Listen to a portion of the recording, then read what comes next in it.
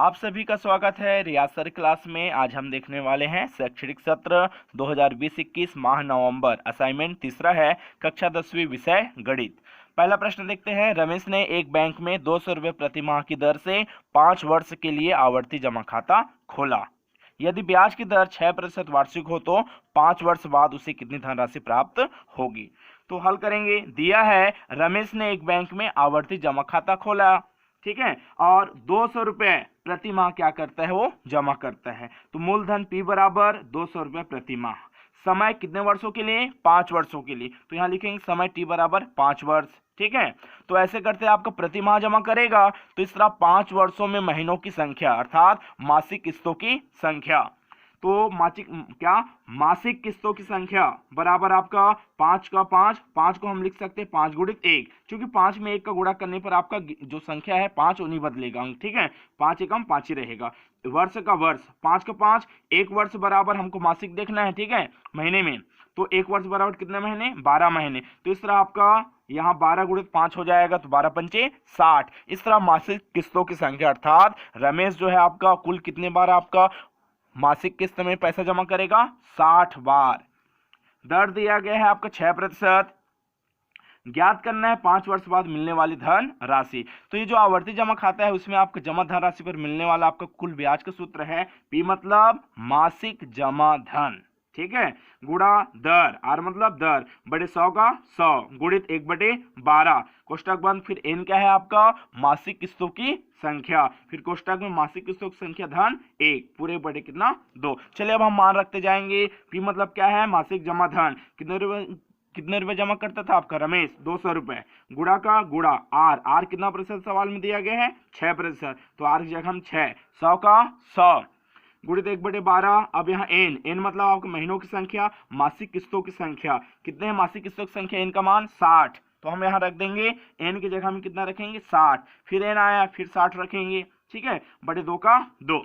अब ये देखिए 0 0, ये 0 ऊपर नीचे, ये 0 क्या हो गया, कट गए। गुणा का चिन्ह रहेगा तो ऊपर नीचे क्या हो जाएगा, कट जाएगा। गुणा 1/12। अब यहाँ देखिए आपका कितना है, ये 60 और नीचे में 2, तो 2 एकम 2, 2 तिया 6, 2 शून्य 0, तो यहाँ 30 प्राप्त हुआ। और अंदर में कितना है, 60 धन 1, 0 0 कट गया। तो यहाँ आपका 2 गुणित 6, 2 छक्के 12, गुणित का गुणित, वहां 1 का 1, नीचे 12 का 12। नीचे में अगर 1 बचा है हर में, तो हर में 1 नहीं लिखेंगे तो भी चलेगा। वहां आपका 30 गुणित, ये कितना बच गया, 60 और 1 61। तो यहाँ देखेंगे आपका ये 12 कट गया, केवल 1 बच गया है। तो 30 गुणित क्या करेंगे, 60 करेंगे, ठीक है।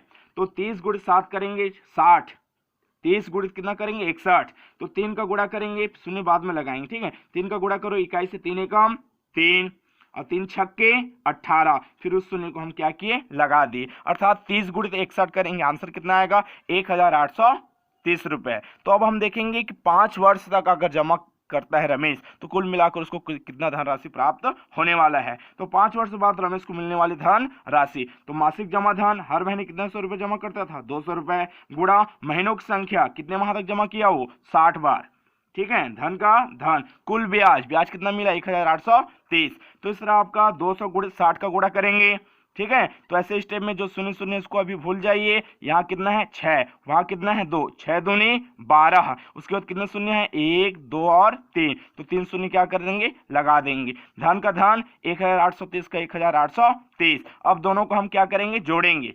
तो जोड़ने पर प्राप्त हो जाएगा 12,000 और 1830 को जोड़ेंगे तो हो जाएगा 13,830 रुपए। तो इस तरह आपका 5 वर्ष बाद रमेश को 13,830 रुपए क्या होगा, प्राप्त होगा।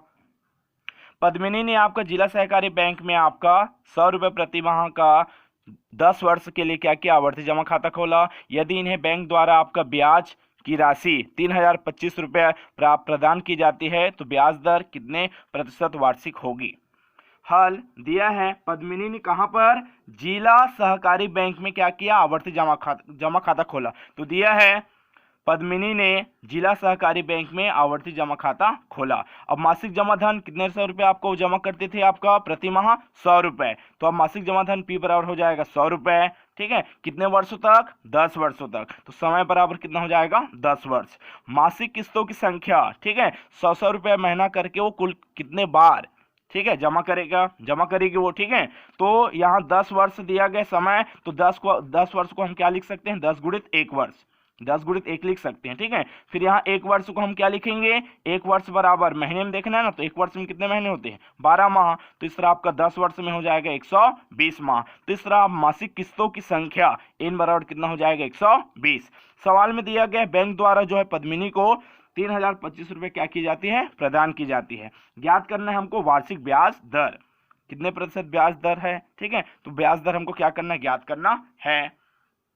आवर्ती जमा खाता के लिए जो ब्याज का सूत्र है वो है P गुणित R बटे 100 गुणित 1 बटे 12 कोष्टक में n धन 1 कोष्टक बंद बटे 2, ठीक है, कोष्टक बंद। तो यहाँ जो P है वो मासिक जमा धन है, R क्या है, दर है, n क्या है, किस्तों की संख्या, ठीक है। अब मान रखते जाते हैं। ब्याज दिया गया है 3025 रुपए, P मतलब मासिक जमा धन, कितने आपका जमा करते थे, आपका ये 100 रुपए। तो यहाँ पी की जगह हम 100 रुपए गुणा का गुणा आर का मान हम क्यों नहीं रख रहे हैं, क्योंकि आर का मान हमें ज्ञात करना है। तो आर का आर रहेगा नीचे 100 का 100, 1 बटे 12 का 1 बटे 12, एन का मान कितना है आपका, किस्तों की संख्या 120। फिर धन एन का अंदर में और है ना, एन है, तो एन का मान 120, धन का धन 1 का 1 बटे 2 का 2, ठीक है।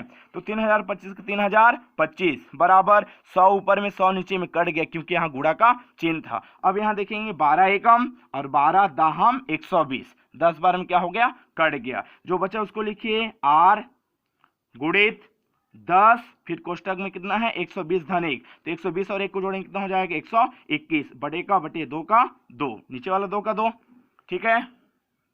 अब देखिए आपका 2 एकम 2, 2 पंचे 10, 5 बार में क्या हो जाएगा 10 कट जाएगा। फिर 3025 का 3025 बराबर बराबर आर का आर, फिर ये 5 का 5 और यहाँ 121 का 121।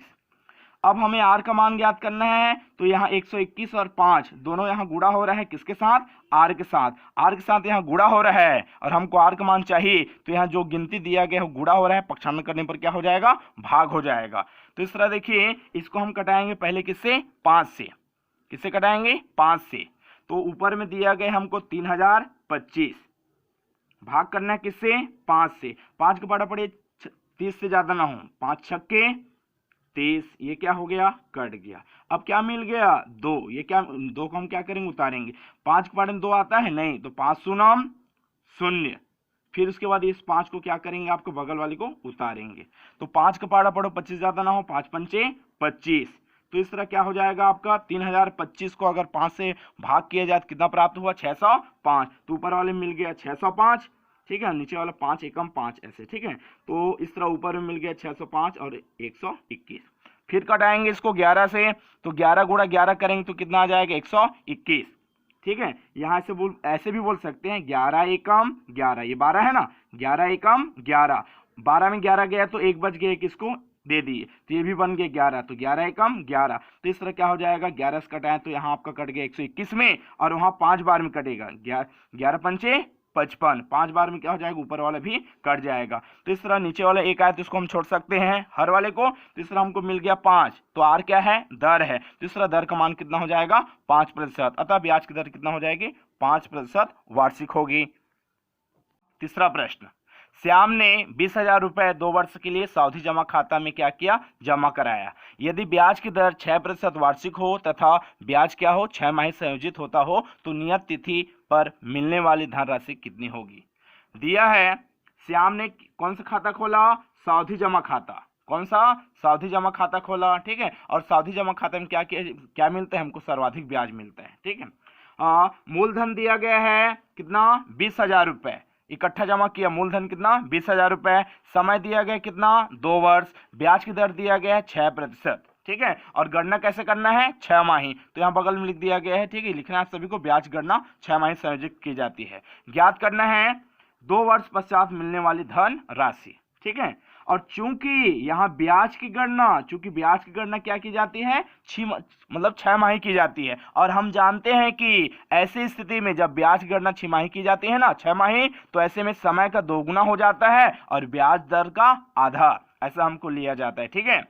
तो यहाँ n का मान कितना वर्ष दिया गया है 2, तो हम क्या करेंगे समय का 2 गुना लेंगे, तो वहां समय कितना था 2 से गुणा करो 2 दूनी 4, तो इस तरह हो जाएगा कितने 6 माही 4 6 माही। ब्याज दर कितना था पहले 6, ब्याज दर कितना था 6, चूंकि 6 माही गणना करना है इस कारण ब्याज दर का क्या हो जाएगा आधा, तो हम 2 से भाग कर दिए, 6 भागित कितना 2 से घटाएंगे आपका 2 तिया 6, तो इस तरह अब जब आगे हल करेंगे तो n समय के स्थान पर क्या रखेंगे 4 और दर के स्थान पर r की जगह हम क्या रखेंगे 3% स्थिर रखेंगे। ठीक है, तो हमको ज्ञात करना है आपका सावधि जमा खाता में प्राप्त आपका मिश्र धन, कुल मिलाकर हमको ब्याज सहित कितना रुपए मिलेगा। तो मिश्र धन का सूत्र है a बराबर p कोष्टक में एक धन r बटे 100 पूरे घात n, जहाँ p आपका मूलधन है, r क्या है आपका दर है और n क्या है आपका n है समय।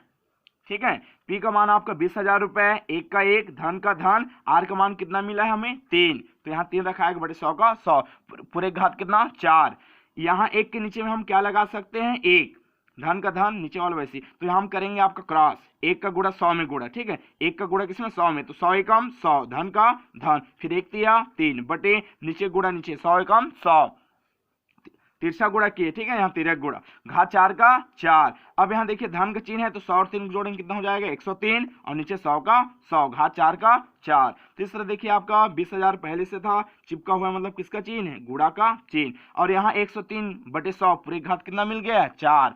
अगर देखिए x घात 2 है मतलब x को कितने बार लिखेंगे गुणा के रूप में 2 बार, तो वैसे यहाँ x 103 बटे 100 पूरे घात कितना है 4 है, तो 103 बटे 100 को हम कितने बार लिखेंगे गुणा के रूप में 4 बार, 1 2 3 4।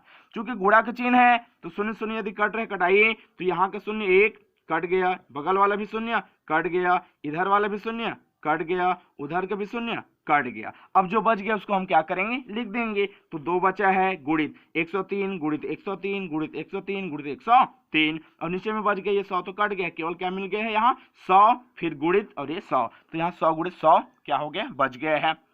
2 का 2 103 गुणित 103 करेंगे तो आंसर आएगा आपका 10,609। वैसे यहाँ फिर से 103 गुणित 103 करेंगे तो आंसर कितना आएगा फिर से 10,609। चूंकि हम डबल डबल लिए हैं 103 गुणित 103 तो दोनों गुणा किए जो मिल गया है वैसे और मिला है 103 गुणित 103, उनका भी गुणा करने पर कितना मिल जाएगा 10,609 बटे आपका नीचे में इसका गुणा करेंगे, सो सिंपल एक एकम एक, जितना शून्य उसको उतार दो, 1 2 3 4 शून्य 1 2 3 4 शून्य, तो यहाँ आपको कितना मिल गया 100 गुणित 100 करेंगे कितना आ जाएगा 10,000। 2 का 2 गुणित अब फिर 10,609 और गुणित 10,609, ये दोनों का गुणा करेंगे तो हमको प्राप्त हो जाएगा इकाई दहाई सैकड़ा हजार 10,000 लाख 10 लाख करोड़ 11 करोड़ 25 लाख 50,000 881।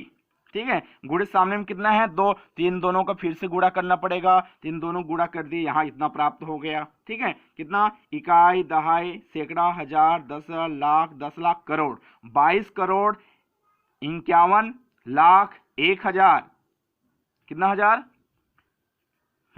1,762 बटे कितना आपका 10,000 का 10,000, हाँ भागी थे कितना आपका ये 10,000। ठीक है, तो ऊपर वाला जो संख्या मिला है उसको लिख दिया गया है 2 2 5 1 0 1 7 6 2, चूंकि नीचे में 1 2 3 4 शून्य है। ठीक है, तो इस तरह हम क्या करेंगे आपका बाएं हाथ की ओर यहाँ गिनेंगे, यहाँ 4 शून्य है ना नीचे में, तो यहाँ आपका इकाई से 1 2 3 4 शून्य है मतलब 1 2 3 4 अंक ले जाने के बाद क्या लगा देंगे दशमलव, तो इस तरह आपका आंसर कितना मिल गया 22,510.1762।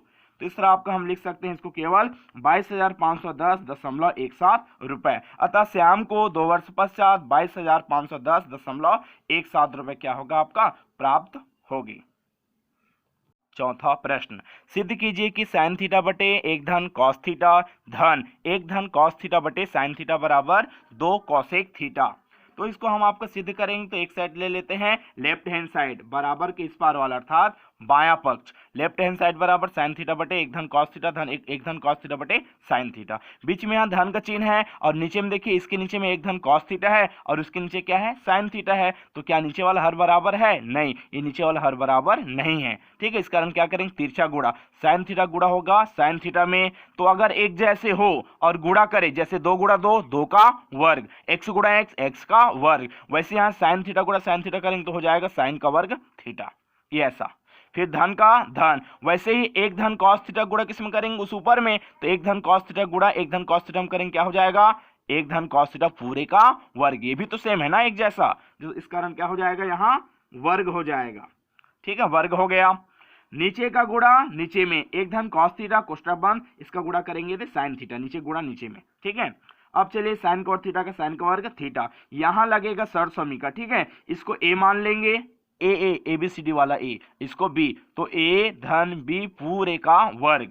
तो ए धन बी पूरे का वर्ग देखो सरसमी का, ए धन बी पूरे का वर्ग बराबर ए का वर्ग धन 2ab धन बी का वर्ग। ये सरसमी का क्या होगा, लगेगा। और जहां ए आएगा, ए, उस ए की जगह में हमको रखना है 1, और जहां बी आएगा, क्या आएगा, ए की जगह में रखना है 1, और जहां बी आएगा, बी की जगह में रखना है हमको कॉस थीटा। तो चलिए लगाइए, ए का वर्ग, तो ए का मान 1 रखेंगे, तो 1 का वर्ग, धन का धन, 2 का 2, ए का मान क्या रखना है 1, हाँ, बी का मान क्या रखना है कॉस थीटा, धन का धन, बी का मान कॉस थीटा, वर्ग लगा है तो घात 2। तो इस तरह हम क्या किए, ऊपर में जो सरसमी का लगने वाला उसको हम लगा दिए।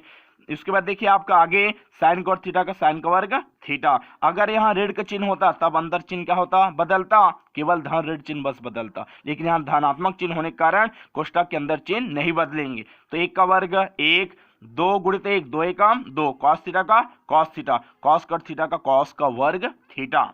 नीचे वाला को हम कुछ नहीं कर रहे हैं, वैसे का वैसे ही। अब देखिए यहाँ साइन का वर्ग थीटा और यहाँ कॉस का वर्ग थीटा, दोनों वर्गों को हम पास पास में रखते हैं। फिर बगल में एक धन आपका 2 कॉस थीटा।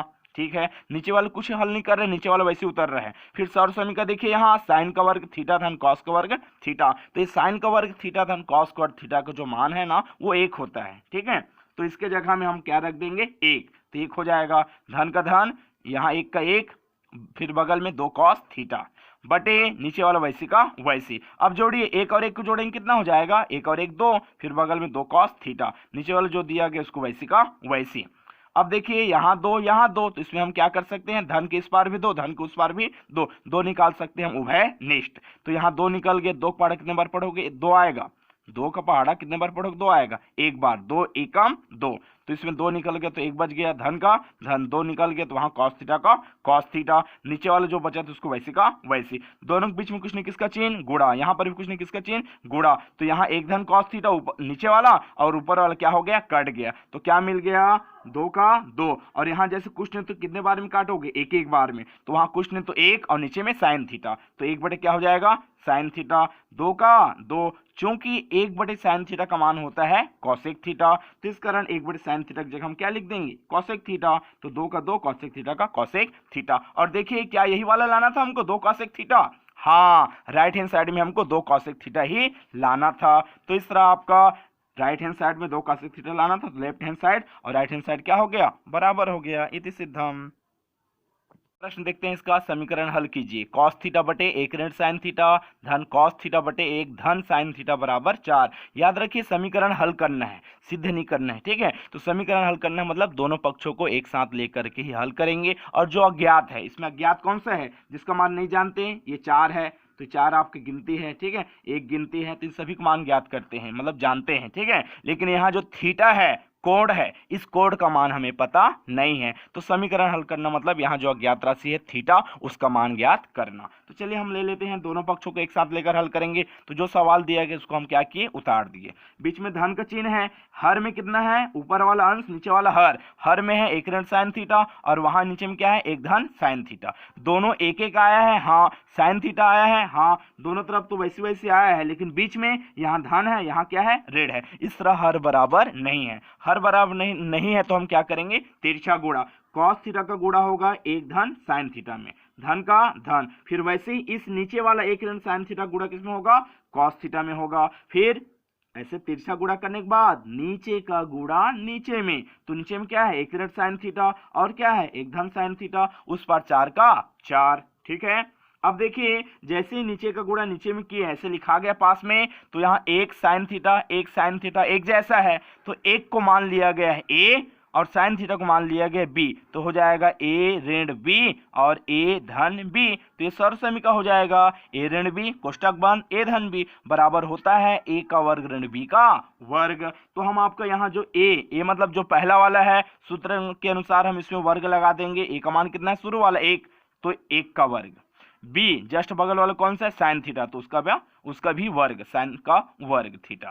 ठीक है, अब यहाँ कॉस का गुणा 1 में करिए, कॉस थीटा का गुणा अंदर दोनों में होगा, कॉस थीटा गुणित 1 करेंगे तो कॉस थीटा, धन का धन, फिर इसी कॉस थीटा गुणा साइन थीटा में करेंगे तो कॉस थीटा गुणा sine theta, cos theta sine theta, फिर आपका धन इस कॉस थीटा का गुणा 1 में भी होगा, इस कॉस थीटा गुणा ऋण साइन थीटा में भी होगा, धन का धन, कॉस थीटा गुणित 1 करेंगे कॉस थीटा, धन कुछ नहीं तो ये धन में ही है ऋण, धन और ऋण, कॉस थीटा गुणा साइन थीटा में तो कॉस थीटा साइन थीटा, तो ये वाला है धन में, कॉस थीटा साइन थीटा धन में, और वैसे यहाँ कॉस थीटा साइन थीटा किस में है, ऋण में। धन ऋण होने के कारण ये दोनों क्या हो गया आपका, कट गया। ठीक है, ये कट गया। अब जो बच गया है उसको हम देखते हैं, तो ये कॉस थीटा, ये भी कॉस थीटा धन में है। ठीक है, तो इसके सामने में गुणांक कुछ नहीं कितना है, 1, कुछ नहीं कितना है 1, तो इस तरह कॉस थीटा धन धन है जुड़ेगा, तो 1 और 1 कितना हो जाएगा 2, तो ये बन जाएगा 2 कॉस थीटा बटे नीचे में बच गया है 1 का वर्ग 1, साइन कॉट थीटा का साइन का वर्ग थीटा बराबर उस पार क्या बचते जा रहा है 4, 4 को लिख देंगे।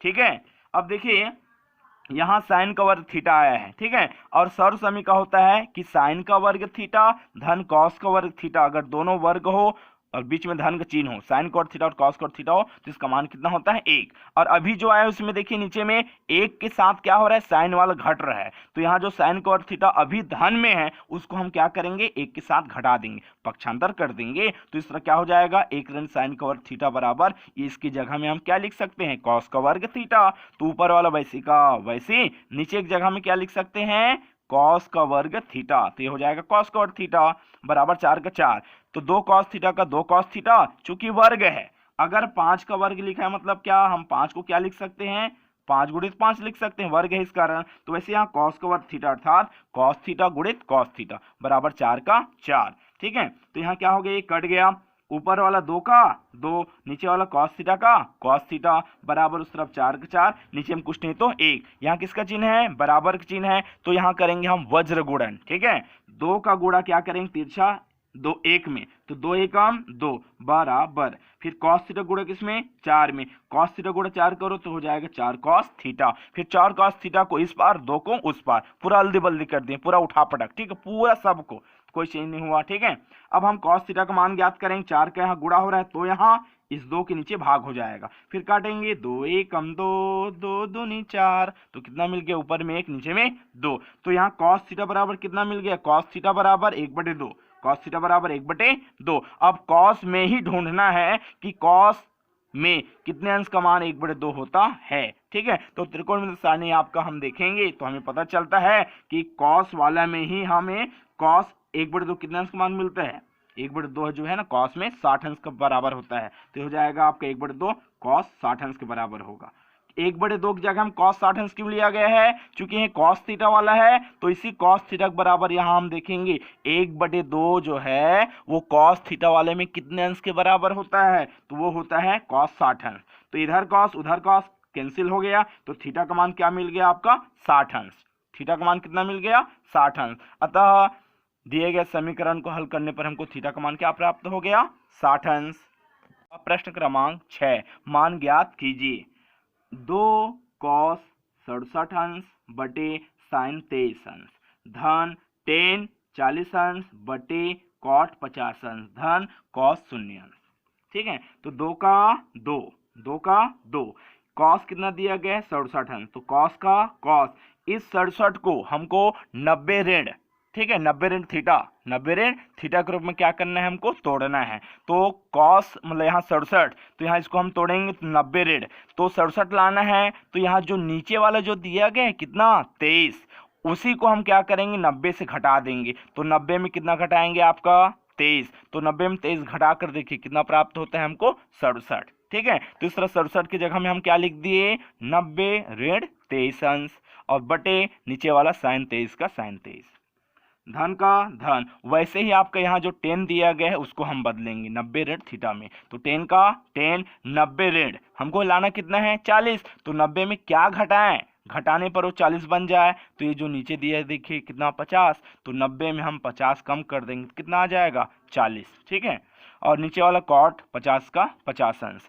बराबर यहाँ दिया है कितना कॉस शून्य अंश, और कॉस शून्य अंश का मान कितना होता है 1 त्रिकोणमिति सारणी से। ठीक है, तो यहाँ आपका ऊपर में कॉस का कॉस 90 ऋण ये क्या है कोण है, तो कॉस 90 ऋण थीटा बराबर सूत्र होता है साइन थीटा। तो ये जो कॉस 90 ऋण थीटा है वो किस में बदलेगा साइन थीटा, और ये थीटा कौन सा है 90 के बगल में जो घट रहा होगा वही इसके बगल में लिखाएगा। वैसे 10 90 ऋण यहाँ 50 अंश दिया गया उसको हम क्या लेंगे थीटा कोण, तो इस तरह 10 90 ऋण थीटा बराबर सूत्र होता है कॉट थीटा। तो यहाँ थीटा का मान कौन सा होगा 90 में जो घटेगा वही बगल में लिखाएगा, और कॉस शून्य अंश का मान कितना आपका 1, तो 2 का 2, कॉस 90 ऋण थीटा बराबर क्या लिखेंगे साइन थीटा, तो ये हो जाएगा कॉस 90 ऋण थीटा बराबर साइन, और थीटा मतलब कितना घट रहा है 23, तो ये लिखाएगा 23, नीचे वाला साइन 23 का 23, धन का धन 10 90 ऋण कितना आपका 40, तो यहाँ आपका 10 90 ऋण इसको थीटा, तो 10 90 ऋण थीटा बराबर क्या हो जाएगा कॉट थीटा, तो कॉट का कॉट थीटा मतलब क्या घट रहा है यहाँ 50, तो 50 का 50, नीचे वाला कॉट 50 का कॉट 50, धन का धन 1 का 1। अब 2 का 2 ये देखिए बीच में गुणक चिन्ह है एक जैसे, इस कारण क्या हो गया आपको ऊपर नीचे कट गया। ठीक है, और यहाँ कॉट 50 दिया गया है बटे कॉट 50 दिया गया है, दोनों ऊपर नीचे क्या हो जाएगा कट जाएगा आपका, तो यहाँ पर भी क्या मिलेगा 1, धन 1 का धन 1, तो इस तरह देखिए 2 धन 1 धन 1, इन सबको हल करेंगे कितना हो जाएगा जोड़ेंगे तो आ जाएगा 4। अतः 2 कॉस 67 बटे साइन 23 अंश धन 10 40 अंश बटे कॉट 50 अंश तथा कॉस शून्य अंश का मान कितना हो जाएगा 4 होगा।